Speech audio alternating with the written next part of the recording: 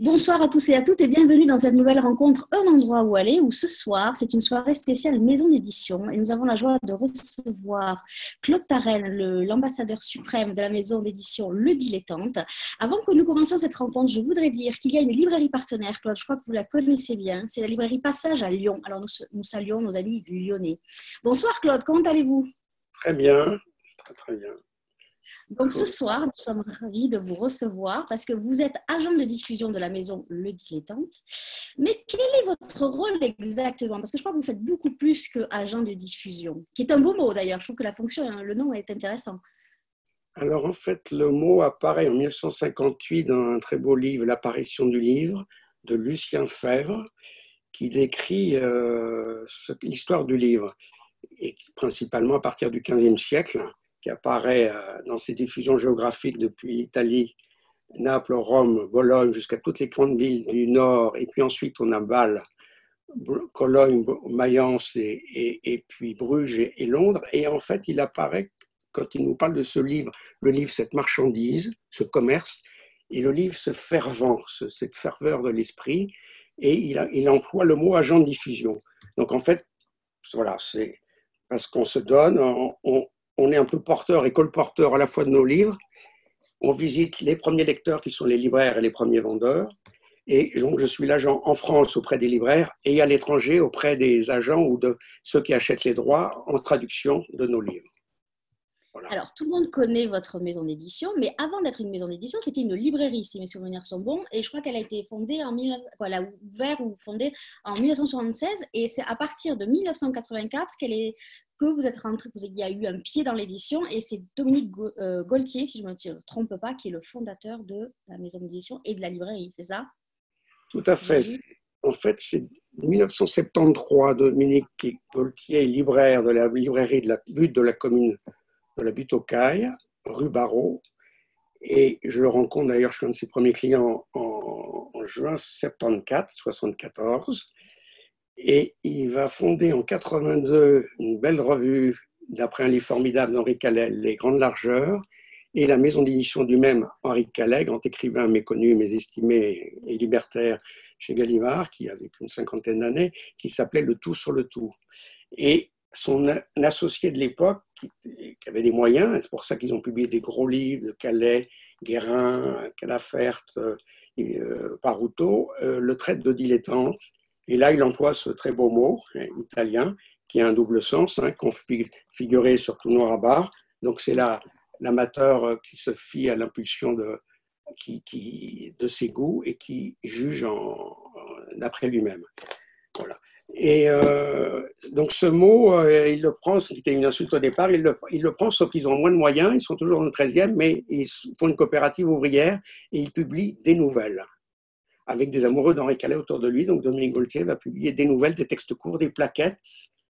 Voilà, parce qu'ils n'ont pas les moyens de publier des gros romans, des gros livres. Oui, c'était la particularité, c'était d'abord des nouvelles et après vous êtes allé sur le roman. Alors il n'y a pas de théâtre, il y a vraiment que du roman et des nouvelles chez vous. Et vous êtes connu aussi pour ce petit logo, de ce petit chat qui dort. Pourquoi un petit chat? Est-ce que vous pouvez nous Alors, expliquer? le chat, c'est un animal férocement indépendant. Voilà Oui, mon ça. dossier quand je visite les libraires. Donc, il a 20 ans d'âge. Je suis au dilettante depuis le Miracle Gavalda, depuis janvier 2000. Et le chat, il a été dessiné par Anne-Marie Ada, qui était une des cofondatrices de la maison. Et alors que Dominique n'aime pas du tout qu'on éventre les livres, qu'on les ouvre en deux, il a accepté pour la force de l'image que ce chat, et c'est d'ailleurs le seul logo dans l'édition mondiale, alors que c'est l'animal qui correspond à l'univers du livre, qui soit voilà, un chat. Alors il y a aussi une particularité. Donc déjà, il y a très peu, je crois que c'est 15 titres par an à peu près, c'est ça? Une dizaine, et je vous Oui. reprendrai aussi tout à l'heure sur Roman et Nouvelles, parce qu'en fait, il a repris aussi l'idée d'Henri Calais de ce grand livre, Le Tout sur le Tout, de la variété, c'était les chansons populaires. En fait, le dilettante, c'est déjà Calais, c'est le côté parisien, marginal et indépendant. Et dans ce livre-là, nous parle des chansons populaires. Et dans le dilettante, on retrouve une variété de textes, parce qu'il y a de la poésie, il y a des fragments, il y a des carnets de journaux, il y a des aphorismes, comme il dit. Donc, il y a tous les genres, sauf le théâtre, qui est un peu un genre en soi. Voilà, c'est vrai.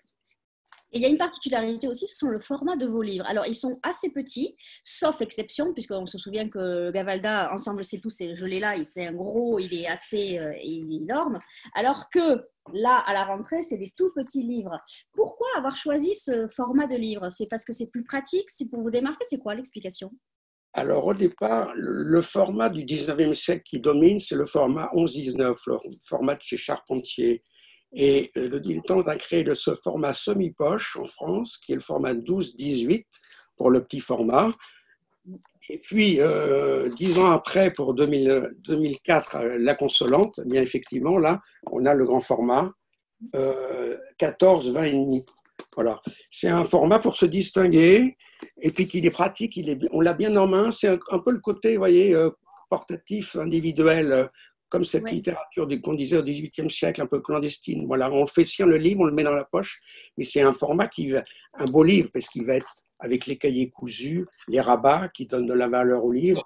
Donc là, on voit une manière qui se distingue. Et puis les jaquettes illustrées, bien sûr, qui donnent aussi un plus, un cachet aux dilettantes qu'on va remarquer pour se distinguer. Mais voilà, c'est pour que chaque livre soit lui-même, qu'on le prenne, on ne le confonde pas. J'ai lu quelque part que c'était des œuvres choisies par les auteurs, c'est ça? C'est vraiment ça? J'ai pas bien compris la question, il y a eu une saute. Que les couvertures des livres, ce sont à chaque fois, ce sont des œuvres ou des couvertures choisies par les auteurs eux-mêmes.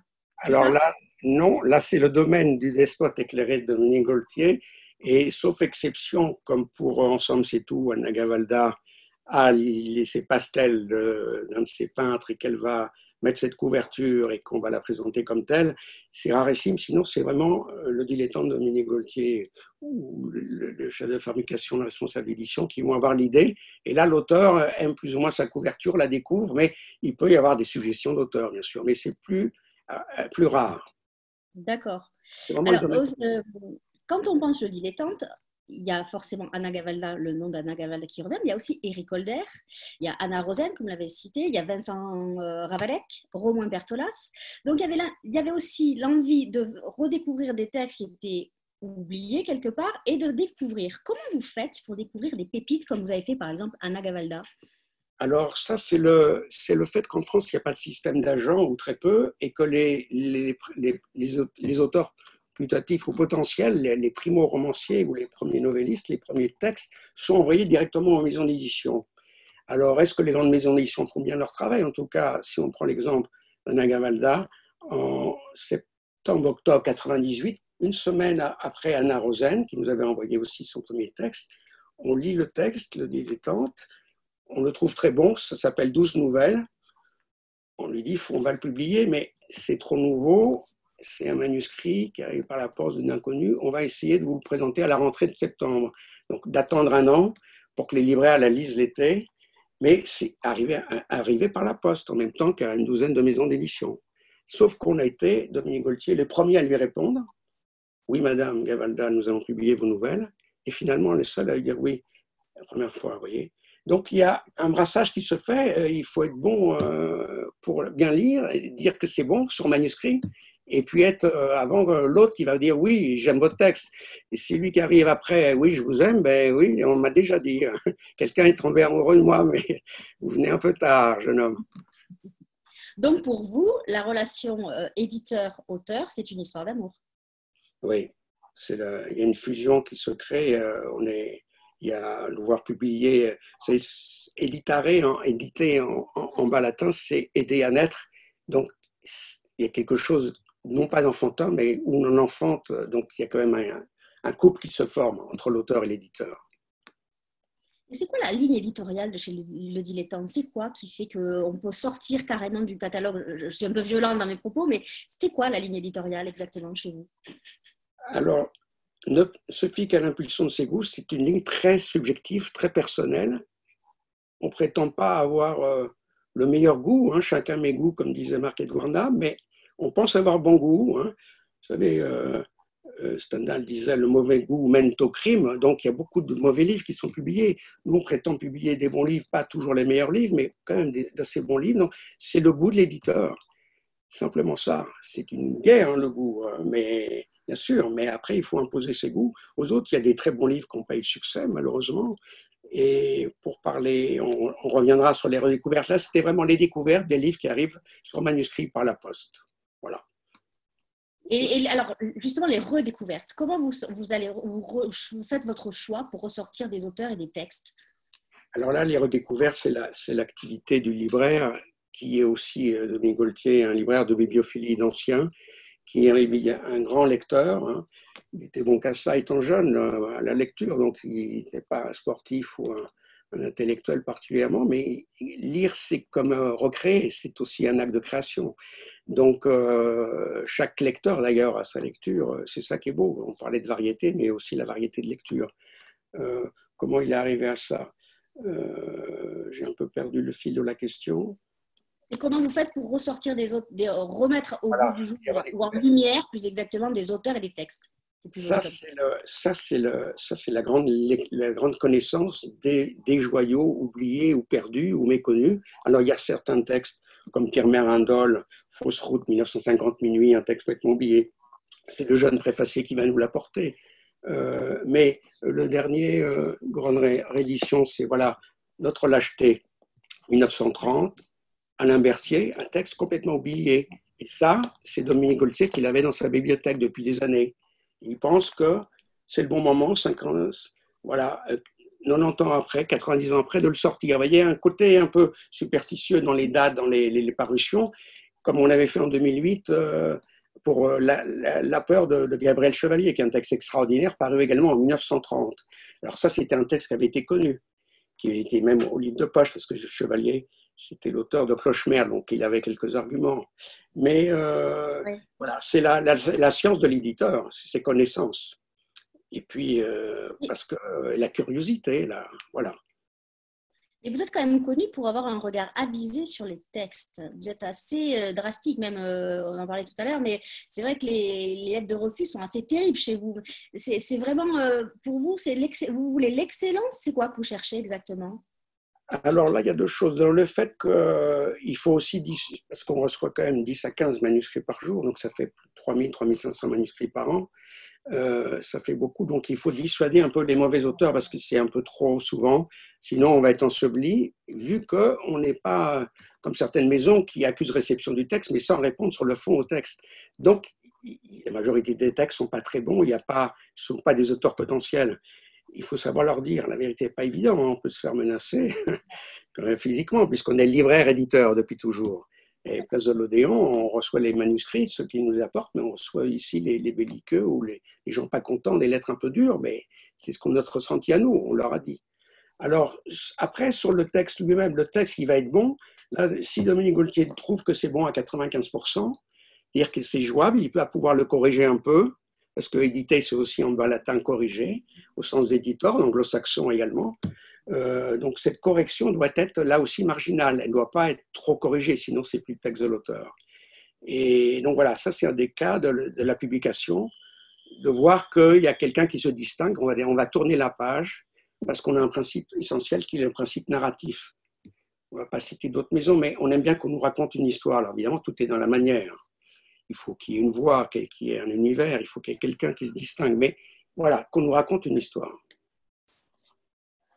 Il y a aussi une particularité, moi, qui m'a interrogée, c'est dans vos livres, à la fin, vous imprimez, donc déjà le numéro du livre, par exemple, là, celui que j'ai entre les mains, qui est un livre de la rentrée littéraire, vous mettez que c'est le 397e titre édité à la dilettante, et vous imprimez aussi le nombre de tirages. Pourquoi les nombres de tirages ne sont jamais des chiffres ronds chez vous? Alors ça, c'était au départ parce qu'on publiait, ça c'est la justification du tirage. En fait, on le fait parce avant on avait 50, 30 exemplaires, maintenant une quinzaine. Donc on a 30 exemplaires de bibliophilie sur grand papier, sur un vélin. Donc on doit justifier le tirage, comme le font encore Gallimard ou Minuit pour certaines éditions, vu qu'on fait, vous voyez, un beau travail d'artisan, en fait, c'est du travail d'artisan. Donc on se doit, pour les bibliophiles, de justifier le tirage. Alors après, les plaquettes, comme s'en est amusé Bernard Franck à un moment, au premier succès dans la Gavada, au début des années 2000, puisque Bernard était un ami de Dominique, et qui connaissait aussi Françoise Sagan. Donc, vous voyez, c'est tout un univers cohérent il annonçait 333, Oui, 666, 999, et puis grande bataille, 1515, la Marignan, vous voyez, là, on passe les frontières. d'accord. Et après, bon, il est arrivé à des chiffres plus importants. Alors, si on annonce 2222, peut-être qu'on va en tirer 3000, mais il y a le service de presse, vous voyez, on a toujours fait beaucoup de services de presse. Donc, les premiers romans, on peut faire 500-600 services de presse, vous voyez, donc on arrive sur les 3000 qu'on va tirer, on arrive au 2222. Où là, le prochain Guyard, on arrivera à 3333 et on tire à 4000 exemplaires, parce qu'il y a aussi 600 services de presse. Alors souvent, quand on dit le dilettante, on pense à Anna Gavalda. Est-ce que vous pensez qu'une maison d'édition peut être réduite à un seul auteur? Et est-ce que ça vous plaît qu'on associe uniquement Anna Gavalda à le dilettante ou ça vous agace un petit peu? Bien, c'est Parce que c'est pas la elle, rançon on de va la pas dire. gloire, parce qu'en fait, c'est grâce à Nagavalda que les gens, une minorité, savent qu'elle est publiée au Dilettante. Sinon, les gens ne se connaissent pas. La majorité, le Dilettante, ne savent pas qui est publié au Dilettante ou par qui et comment. À part Romain Puertolas, qui est venu après en 2013 pour son extraordinaire voyage du Fakir, qui a aussi connu un grand succès à l'étranger avant même parution. Mais c'est vrai que c'est une injustice pour l'éditeur, mais c'est pas vraiment, puisqu'il s'efface derrière l'auteur. Ouais. L'éditeur n'est qu'un passeur de texte, il est là qu'un intermédiaire entre l'auteur et le lecteur. Il faut avoir cette modestie-là, vous voyez. Euh, il disait, ce cardinal Toscan, au XVe siècle, pour la modestie, je ne crains personne. C'est un peu notre état d'esprit, vous voyez, c'est publier le meilleur, essayer de le faire reconnaître, et quand on a cette justice populaire, un auteur littéraire et populaire comme Anna Gavalda, voilà, ça c'est magnifique, mais ça arrive trop peu souvent d'avoir Alors, cette rencontre entre les textes très littéraires, vous voyez, et puis le grand public. il y a beaucoup d'auteurs connus à l'heure actuelle qui sont passés chez vous. Il y a Olivier Adam, il y a Serge Joncourt, je ne sais plus, j'en ai lu encore d'autres. Vous avez un catalogue d'auteurs qui est quand même énorme. Et c'est vrai que moi, je ne me souvenais plus. Donc, vous avez vraiment découvert, puisqu'Olivier Adam, c'est ne t'en fais pas. Oui, Voilà. Donc, c'est vraiment énorme quand même. Vous avez oui, un. alors il y a des auteurs après qui veulent se faire corriger ou pas, il y a des auteurs qui veulent de l'argent d'avance ou pas, il y a des auteurs qui veulent la gloire ou des télés ou des prix ou pas. Donc tout ça, on ne peut pas leur promettre. On peut leur promettre de publier des beaux livres, des bons livres, vous voyez, mais on ne peut pas aller au-delà. Voilà. Donc ça, c'est un rapport singulier qui peut se faire entre tel et tel auteur. Mais voilà, comme découverte, comme balle des débutants, on a beaucoup de noms, oui, effectivement, une cinquantaine, dont une trentaine qui comptent depuis 35 ans. Moi, je voudrais qu'on bascule sur cette rentrée littéraire où vous avez sorti, il y a deux livres qui font l'actualité chez vous. Donc, un auteur qui est connu, je crois que c'est son 13e roman chez vous, c'est Laurent Graff avec Monsieur Minus. Alors, pour les marcheurs, ils vont reconnaître, c'est le sigle des GR, donc des chemins, puisque c'est l'histoire de Bertrand Lemarec, qui est un des héritiers, je crois, de la plus grosse fortune de France, c'est ça, si je ne me trompe pas, et qui a une grande passion, c'est la marche, parce que la marche lui permet d'oublier sa condition sociale et d'oublier tout ce qui est, tout ce qu'il est lui. Et il a aussi un fidèle assistant qui est un peu borderline, j'ai envie de dire, qui fait employer par la société de son père, parce qu'il se dit que c'est bien d'avoir quelqu'un qui l'attend le soir après qu'il ait marché, genre pour porter son sac. Donc, j'ai trouvé que dans ce roman de Laurent Graff, c'était comme une fable, il y avait beaucoup de poésie, beaucoup de philosophie. On reconnaît un peu, ceux qui lisent Sylvain Tesson vont reconnaître, parce qu'il utilise des sujets d'actualité qui sont terribles et il en fait quelque chose, moi je trouve que c'est beau, tout simplement que c'est beau. Moi j'ai beaucoup aimé cette poésie et faire ce chemin avec lui. Vous avez Alors, pensé quoi de ce livre alors en c'est tant le qu'éditeur? troisième roman Laurent Graff depuis 20 ans de Laurent Graff. C'est un Oui. garçon qui a un univers très singulier. Cette histoire de ce type très riche qui va rompre avec le monde factice parce que le monde court à sa perte et qu'on va rentrer et que la survie qu'on nous annonce va coûter plus cher que la vie même, puisque vers la fin de l'histoire, il y a des gens qui brûlent des voitures parce que l'essence, c'est plus essentiel et qui s'opposent. Lui, ce grand marcheur qui va être seul face au cosmos et à lui-même, dans cette vibration intérieure, c'est un peu l'usage du monde intérieur, l'usage du monde, on fait référence à Bouvier, hein, qui disait le voyage, on ne fait pas un voyage, c'est le voyage qui nous fait, on est défait. Et avec ce livre, Laurent Graff montre on ne fait pas le pas, c'est le pas, la marche qui nous fait aller ici ou là. Voilà. Donc il y a un côté aussi penseur d'anticipation, comme vous l'avez dit, qui apparaît dans la fable poétique, et une dimension aussi qui est très littéraire et qui a rapport toujours à cette gageure littéraire de dire la vérité, une certaine vérité, mais d'être dans cette justesse. Donc il a ce registre de la vérité en disant ce qui s'annonce, ce qui pourrait s'annoncer, puisque ce milliardaire qui a accordé d'avoir une puce sur lui, parce qu'on ne peut pas laisser un grand patron de société qui a rompu avec elle, mais dont on a besoin de la signature en cas de, et qui a préféré liquider sa société plutôt que de revenir la gouverner pour la sauver. Voilà, donc il y a quelque chose d'assez radical et dans sa démarche, et qui est une démarche entière, une démarche qui questionne. Puis en plus, c'est assez noir, mais il en fait quelque chose de lumineux. C'est pas plombant, c'est pas.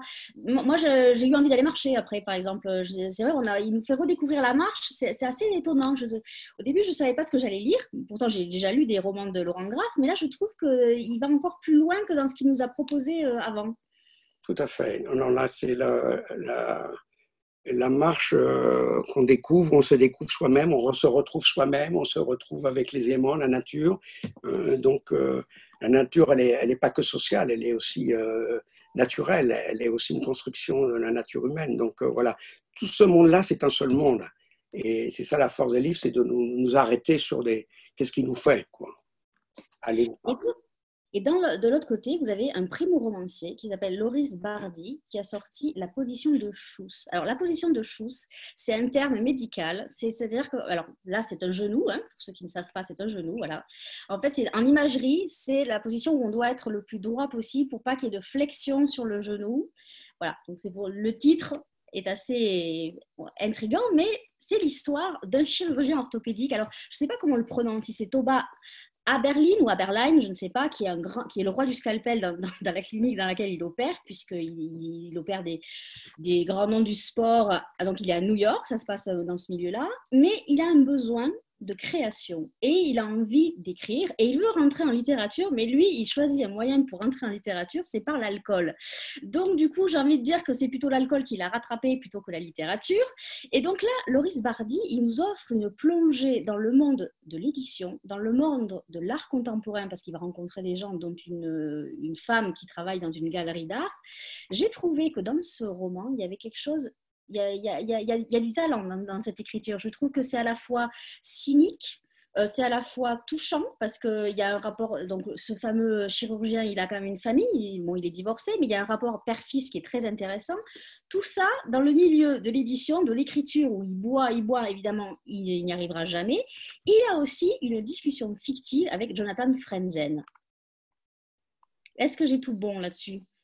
Tout à fait. L'écriture, parce que la force qui va faire tenir ce livre, ce type qui est un chirurgien, c'est le roman de la maturité. Là, cette fois, non pas de l'auteur, mais du personnage, puisque ça fait 20-25 ans qu'il est là, il est people parce que par hasard, on l'a reconnu, ses talents, mais il portait sur la bouteille, mais il se dit, est-ce qu'il voudrait être un artiste? Mais ça, cet questionnement-là vient sur le tard.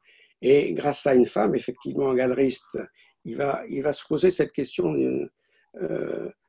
suprême, et il nous agence ça, l'auteur, d'une façon clinique, c'est-à-dire avec une écriture à la fois fluide et classique, une écriture souple et efficace, ce qui fait qu'on va tourner la page et qui va nous surprendre. Parce qu'on se dit, ce besoin de création, il a comme modèle quelqu'un qui est non pas Franzen, parce qu'il va s'approcher de lui lors d'un dîner, et Franzen, il ne boit pas, et on voit bien que ce n'est pas l'ivresse qui va le faire écrire, mais il a quelqu'un d'autre comme modèle, qui est un plasticien français, qui s'appelle Michel Bazzi, qui expose dans Seine-Saint-Denis et dans le Marais, et qui expose des matières organiques, donc des matières éphémères. Donc, il y a une très belle situation, on quitte le Lower East Side, la région UP de New York, pour Lake Placid, donc les montagnes, avec une exposition qui a lieu, et avec des produits très éphémères que les petites souris vont essayer de grignoter. Donc voilà, le dispositif va être un peu emballant, donc il met tout en questionnement, rien n'est assuré, sauf la tenue de la langue qui nous fait, voilà, qui est ce passage qui va nous faire attacher ce Thomas Aberline, qu'on peut dire à Berlin, parce que ça pourrait se passer en France, sauf que c'est le challenge qui fait qu'on a ce personnage grâce auquel on peut rencontrer Franzen, évidemment, et non pas un écrivain, un grand pouvoir narratif, hein, qui écrit peu de romans, mais des romans très littéraires et très populaires aussi. Des rares qualités, hein, c'est pas donné. C'est drôle et tranchant à la fois, quoi. C'est ça qui est très surprenant. C'est quoi qui vous a plu, vous, au comité de lecture chez Le Dilettante pour sortir ce livre Alors, il n'y a particulier pas de comité de lecture, puisque c'est, à part quelques stagiaires qui lisent avant, c'est Dominique Gaultier, lui seul, qui va Il n'y aimer a ou que laisser. lui. Nous, on peut lire après, moi je vais lire en dernier, comme commercial, on va l'idée, mais c'est lui seul qui peut prendre la décision. Donc, depuis 35 ans, puisqu'à l'époque, quand ils étaient en coopérative ouvrière au départ, même, ils étaient un peu lents et ils ont même pu être plus lents que Maurice Nadeau. Donc, après, il a dit non, c'est pas possible à l'époque. Et donc, il est de lui-même à être assez rapide, et puis après, on ne fait que valider, mais c'est son choix, lui. C'est Le Dilettante, article masculin singulier. Parce que là, j'ai envie de dire, avec ces deux livres de la rentrée que vous sortez, c'est deux opposés. Il y en a un qui est plutôt lent et qui va dans la profondeur, et lui, il fonce comme en ski. J'ai envie de dire, c'est facile de faire le rapprochement en chousse. Mais pourquoi ces deux choix complètement pas opposés, mais c'est quand même c'est stratégique, c'est quoi? Non, le point commun, ce serait la maturité entre l'auteur et le. Mais tous les deux, entre 45, 50 ans, et les personnages sont très disparates et différents. Simplement, c'est la programmation. On publie que 10 à 12 livres par an. Donc, qu'est-ce qu'il va y avoir? S'il y a un texte fort pour l'automne, il faut parfois des textes un peu plus forts à l'automne qu'au printemps. La seconde rentrée de janvier est très importante, puisque vous parliez de Olivier Adam ou Martin Page, Comment je suis devenu stupide, et des textes autres, mais pas que des premiers romans comme Les Baltringues de Roubaudi ou des textes assez forts qui apparaissent en septembre. Mais c'est vrai qu'on a un peu plus de presse et d'attention en septembre pour les primo-romanciers et primo-romancières, les nouvelles voix, qu'en janvier ou au printemps. Voilà, donc il y a un équilibre qui se fait, et on a vu que si on publiait 2 premiers romans en même temps, c'était pas très bon. Donc il faut que, vous voyez, là on va attendre et on aura en novembre la version féminine d'un livre de non-fiction d'Alain Guyard, dont nous avions publié il y a 7 ans les 33 leçons de philosophie par et pour les mauvais garçons, et on va publier 22 leçons de philosophie par et pour les mauvaises filles. Les goudous, les queers, les petits pédés, les grandes folles. Vous voyez, il annonce bien la couleur, qui va être un texte assez fort, assez. Voilà, donc on le met à distance, c'est début novembre. Il va voir cette maturation, là aussi, lui, une question de maturité. Alors peut-être qu'on se trompe dans la programmation, mais on essaye de distiller, vous voyez, de distancier, de faire quelque chose qui soit un peu. Ça sera le cas en janvier prochain. On aura un quasi premier roman avec des fragments, des récits d'Alain Chiffre, un vieux monsieur, dont nous avions publié, qui est l'auteur des Parisiens. Nous avions publié Sympa, un texte où il s'en prenait comme ça, cette expression sympa. Et là, il va cribler l'époque avec un côté classique, très contemporain et intemporel. Donc ça va être un roman et des fragments. Voilà, on va balancer quelque chose qui ne vont pas se faire concurrence entre elles. Parce que même une petite maison d'édition, même si on publie que 2 textes dans le trimestre, il peut y avoir pour la presse, on a parlé de ton livre, on ne va pas parler de l'autre, vous voyez. Tandis que si c'est un genre différent, là, ils peuvent se contrebalancer. Voilà. Donc, on fait ça comme ça, ça n'a rien de scientifique ni de très calculé, mais c'est un peu notre instinct qui nous guide, vous voyez. Je vois que Frédéric est de retour, donc Oui, j'imagine que les questions sont là. et oui, parce qu'en plus, j'ai une question de Bruno qui est assez connectée à ce que vous dites, parce que tout à l'heure, vous avez dit, il y a des choses qu'on ne peut pas promettre à certains auteurs, alors ils vont ailleurs, etc. etc. Et Bruno demande, est-ce qu'une petite maison prévoit sa rentrée différemment? Parce que là, vous parliez quand même du fait que vous êtes plus remarqué avec un primo-romancier à la rentrée, donc j'imagine que vous êtes quand même connecté à la rentrée littéraire. Qu'est-ce que vous prévoyez? Qu'est-ce que vous espérez par rapport à un éditeur comme Gallimard ou Flammarion à la rentrée? Alors, on sait qu'on ne va pas avoir de prix littéraire, donc ça fait une différence énorme. Vous voyez, on ne va pas occuper le positionnement central. Nos auteurs ne passent pas à la télé. En général, on ne les voit pas à la télé. Quand ils sont passés à la télé. Pourquoi? Parce que qu'on est un peu trop, non pas petite maison indépendante, mais le côté marginal du dilettante, on est quand même très différent. Donc, à part Anna Gavalda ou Poitras on s'entend. Donc, les gens nous négligent, les médias, pas les radios, hein, mais certaines télés. Mais ça, c'est secondaire, ça leur appartient, c'est leur problème. Hein. Nous, on ne fait aucun forcing là-dessus. Voilà. Oui. Par contre, la rentrée littéraire, elle permet d'envoyer nos livres 4 mois en amont aux libraires. Dès le mois de juin, juillet, août, les libraires peuvent nous lire ces nouvelles voix. Et ils sont contents de lire des nouvelles voix et les promouvoir. Donc ça, c'est un plus qu'on a par rapport, même Gallimard, cette année, il n'a pas lancé de premier roman. Ils n'ont pas eu, ils se sont dit, on va avoir des valeurs sûres, vous voyez. Donc il y a le risque, c'est toujours un pari, bien sûr. Mais comme on a une attention sur les nouvelles voix, voilà, on a quand même pas mal de presse pour la position de Chooser Isbardi. Voilà, il y a quand même eu 5 articles de la presse nationale là, en 2 semaines. C'est une reconnaissance et l'auteur prend confiance. Vous voyez, on est là, nous, éditeurs, passeurs de textes, que pour donner confiance aux auteurs et garder nos auteurs, voilà, qu'ils essayent aussi de progresser. Et ça, c'est encore autre chose. Oui, alors justement, parlons de ça, de garder les auteurs. Comment ça se passe je pense à Anna Gavalda, puisqu'on en a beaucoup parlé, mais quand un auteur fait un certain pourcentage de revenus pour une petite maison, il est un auteur qui est évidemment important, est-ce qu'on continue à lui dire que son texte n'est pas à la hauteur, qu'il enlève comment ça se passe ça? Alors, ça se passe très bien avec Anna Gavala parce qu'elle est une exception.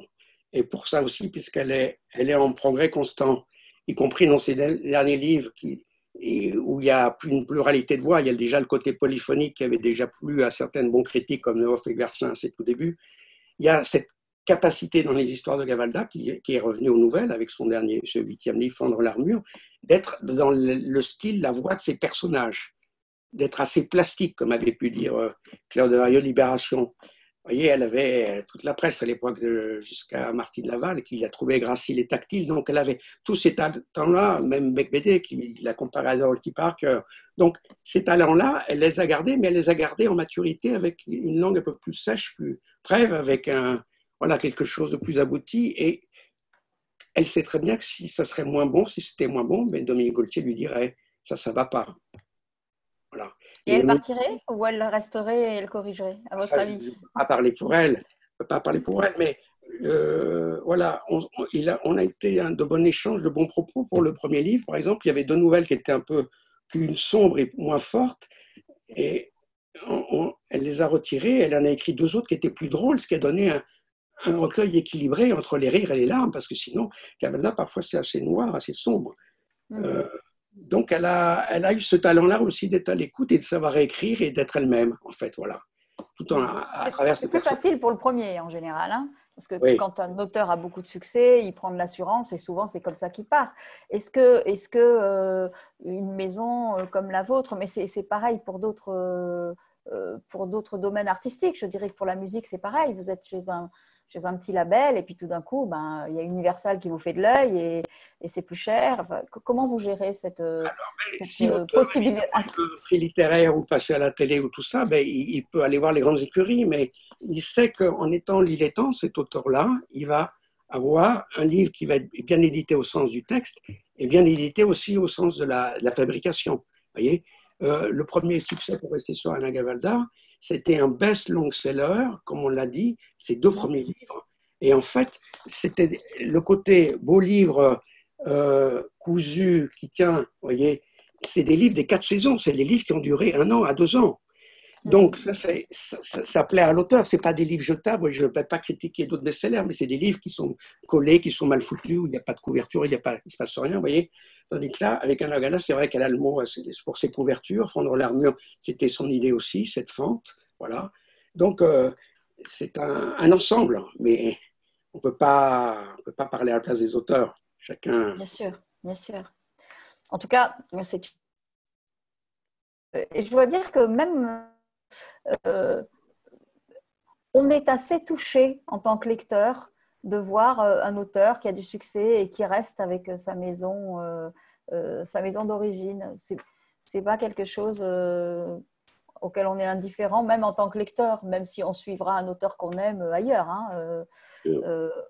C'est notable, disons. Je voudrais revenir sur ce que vous avez dit tout à l'heure à propos des lettres, puisque c'est Dominique Gaultier qui lit.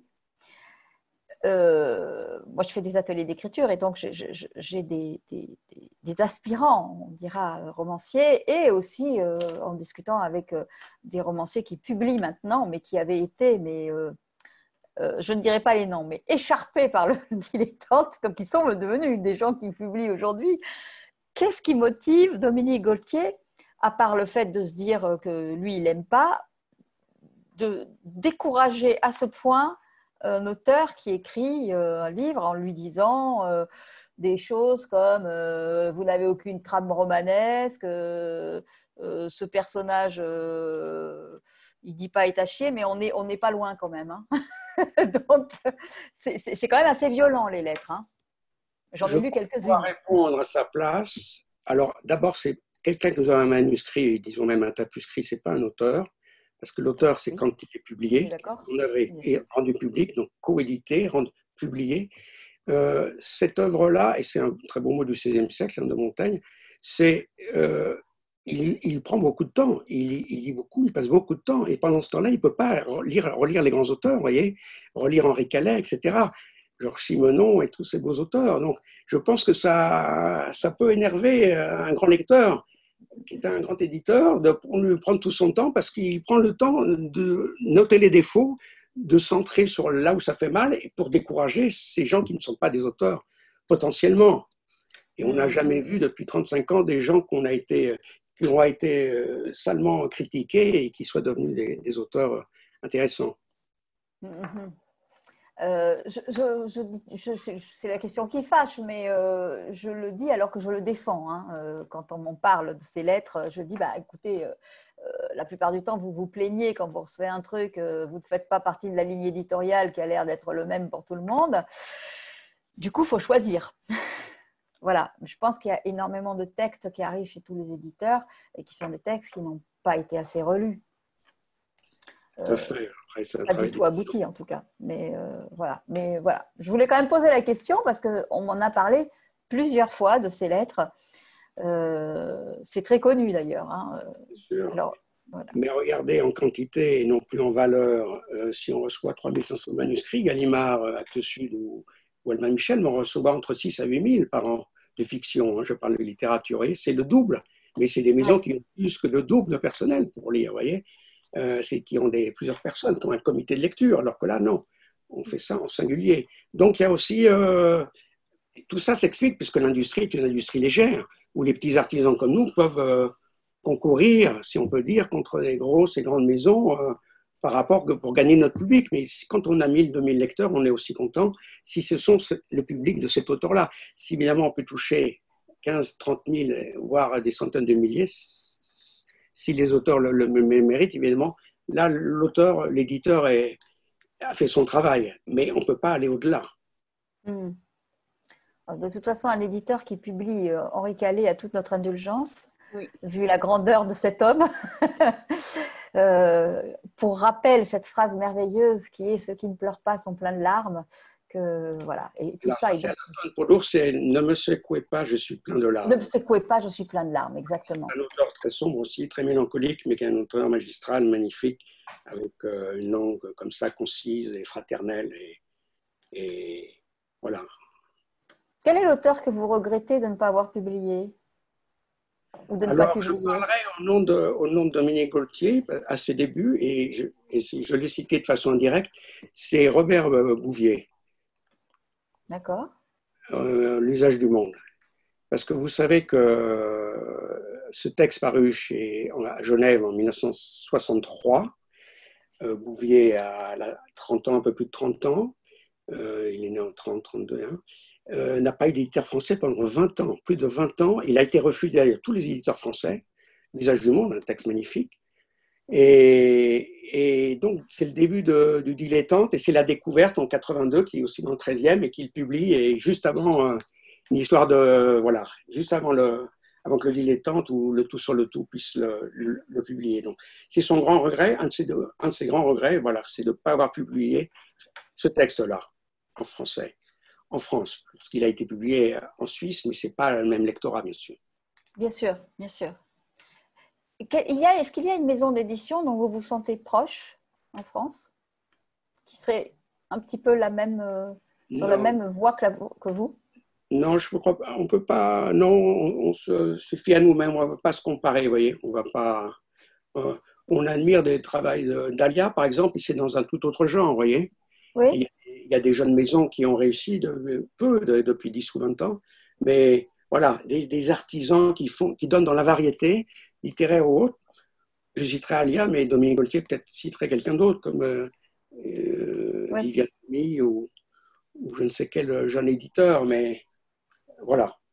Moi, je pense souvent, sans vous comparer, mais à Finitude, parce qu'ils vont chercher des textes justement qui sont inédits en France et de grands auteurs, et ils ont aussi une voix singulière qui n'a rien à voir avec la vôtre d'ailleurs. Mais Alors, Finitude, la parenté est reconnue, hein, puisqu'ils sont arrivés 15 ans après le Dilettante et que ils se sont inspirés de notre catalogue et qu'on les aime bien et que Jérôme Garcin et d'autres ont reconnu l'affiliation entre les dilettantes et Finitude, qu'on a publié des auteurs bordelais comme Raymond Guérin, grand ami d'Henri Calais, qui a vécu une cinquantaine d'années, ou Jean Forton, qui vient un peu plus tard, dans les années 30, qui meurt en 80, qui a une librairie de droit et qui est un bordelais et qui n'a pas, quand les étudiants de droit viennent le voir, et qui ne savent pas que c'est l'auteur de L'épingle du jeu et de ses beaux livres, et on a publié 3 inédits d'ailleurs, comme pour Calais, de Jean Forton. Mais par exemple, vous voyez, l'auteur de Bojangles, M. Bourdeau, on a eu ses 2 premiers manuscrits, dont Bojangles, et on lui a dit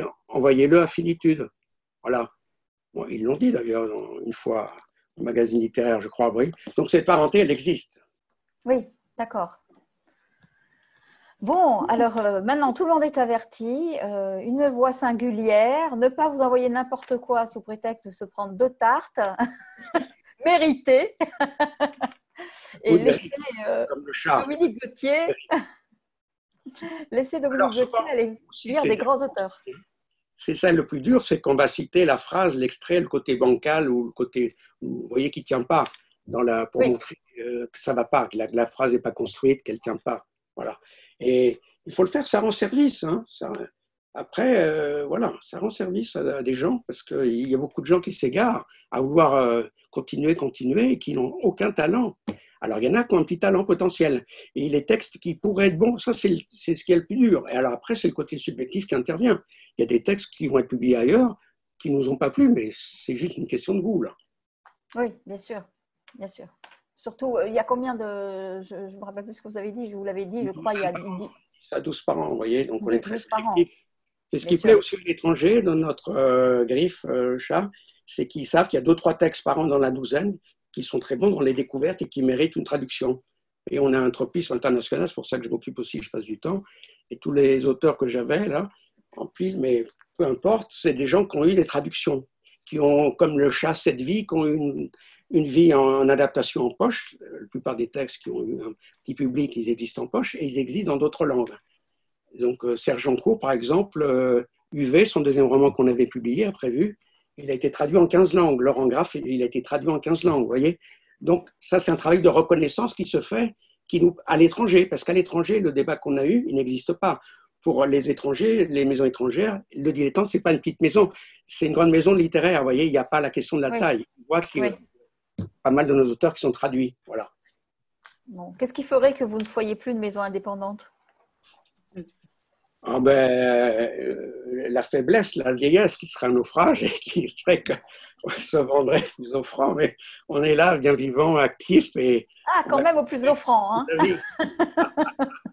Non, le Dilettante n'est pas à vendre. Non, mais on vous souhaite de le rester. Voilà, aussi longtemps qu'on aura cette énergie et cette vie et ce plaisir de publier des textes et d'essayer de les faire reconnaître. En tout cas, merci de votre participation aux rencontres Un endroit où aller. On attend vos auteurs avec impatience. Ceux que vous voudrez mettre en avant, puisque c'est notre boulot. Et c'est aussi ce qu'on fait, de mettre en avant des auteurs qui ne sont pas reçus partout, en fait. On a à cœur de faire ça parce qu'il y a beaucoup d'auteurs qui nous disent qu'ils n'ont jamais eu 45 minutes pour parler de leur travail, par exemple. Donc, voilà.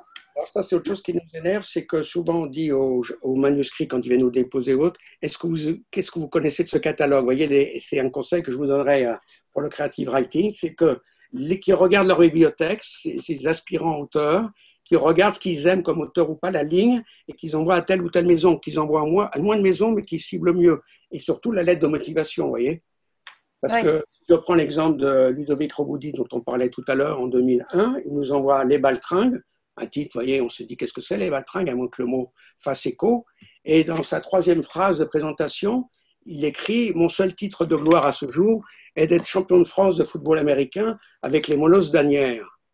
Bon, quand vous lisez ça, vous avez envie de lire le texte, vous voyez, et le texte est aussi drôle et mouvant que ce qu'il nous raconte dans son introduction. Alors, ce n'est pas une règle d'or, une règle générale, mais voilà, connaître la maison, bien se présenter, et après le texte, bien sûr, la force du texte. Oui, bien sûr. J'ai une dernière question et je vais me faire le porte-parole, pour finir un peu dans l'humour, je vais me faire le porte-parole de tous les libraires de France qui se sont posé cette question. Alors, comme on est entre nous, que personne ne nous regarde, Claude, je vais vous la poser. Quand on a reçu le programme de ce livre-là, on a cru que c'était une blague. On s'est dit, mais qu'est-ce que c'est? C'est une couverture provisoire, mais qu'est-ce que c'est que cette couverture? Qui a fait rire, mais je crois tous les libraires de France et de Navarre quand même. Et pourquoi cette couverture? Cette couverture, parce que l'auteur voulait qu'il y ait un âne en couverture. Alors là, c'est un ânon, et c'est pas l'âne de Nagavalda qui nous a quittés malheureusement depuis. Et c'est une histoire à l'adolescence, c'est pas un livre de jeunesse, bien sûr. Mais voilà, c'est une très belle couverture. Et en fait, voilà, on a pu avoir cette belle histoire. Merci. Mais je me devais de la poser parce que tous les libraires m'ont dit il faut que tu poses, Nathalie, cette question à Claude Tarenne parce que c'est pas possible, ça nous a tellement fait rigoler. En tout cas, je vous remercie aussi, comme Frédéric, d'avoir été avec nous ce soir pour parler de cette belle maison d'édition. On va remercier au passage la librairie Passage à Lyon d'avoir été notre partenaire ce soir, de dire aux lecteurs qui nous ont écoutés avec beaucoup d'attention que pour cette rentrée littéraire, vous avez sorti deux, alors je ne sais pas si on les voit bien, il y a La position de Chousse de Loris Bardi et il y a Monsieur Minus de Laurent Graff. Donc on se retrouvera nous lundi prochain avec une autre maison d'édition, la maison Le Tripode. Donc en attendant, prenez soin de vous, lisez tous les livres de la rentrée littéraire, notamment ceux-ci. Et encore un grand merci toi d'avoir été avec nous. Au revoir Frédéric, bonne soirée. Au revoir. Et à lundi prochain. Merci beaucoup. Bonne soirée. Au revoir.